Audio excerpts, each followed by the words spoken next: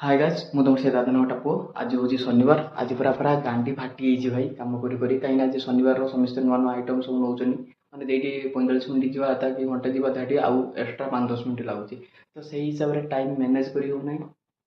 ତ ଲାଷ୍ଟ କାମରେ ଯେଇଟା ମୁଁ ଫେରିଲି ସେଟା ତ ପୁରା ମୋ ଗାଣ୍ଡି ଫାଟିଗଲା ତ ଏଇ କାମଟା ମୁଁ ଆସି ପହଞ୍ଚିଲି ଅଧଘଣ୍ଟା ଭାଇ ଲେଟ୍ର ତ କେତେ ସ୍ପିଡ଼ରେ ତାହେଲେ ସାଇକେଲ ଚଲେଇକି ଆସିଥିଲି ଜାଣିଛ ପୁରା ଶୁଖିଗଲାଣି ତଣ୍ଟି ଯାଉ ଟିକେ ପାଣି ପିଇଦିଏ ତାପରେ କାମ ଷ୍ଟାର୍ଟ କରିବି ଇଏ 5-6ଟା ଆଇଟମ୍ କହିଦେଲେଣି ଦେଇଦେ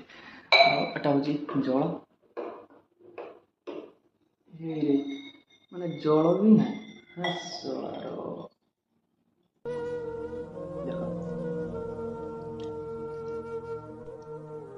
ଇଏ ମାନେ ଏଇ ଗ୍ଲାସ୍ ଫୁଲ୍ ହେବ କେତେବେଳେ ମୁଁ ପିଇବି କେତେବେଳେ ପୁଣି କାମ କରିବି ମାନେ ତଣ୍ଟି ଶୁଖିଲାଣି ତାହେଲେ ସାଇକେଲ ଏତେ ସ୍ପିଡ଼ ଆସିଲା ପରେ ତାହେଲେ ପରିସ୍ଥିତିଟା ଯିଏ ଚଲେଇଥିବ ସେ ହିଁ ଜାଣିଥିବ ମାନେ ତଣ୍ଟି ଶୁଖି ହେଉଛି ଭାଇ ଖରାର ତ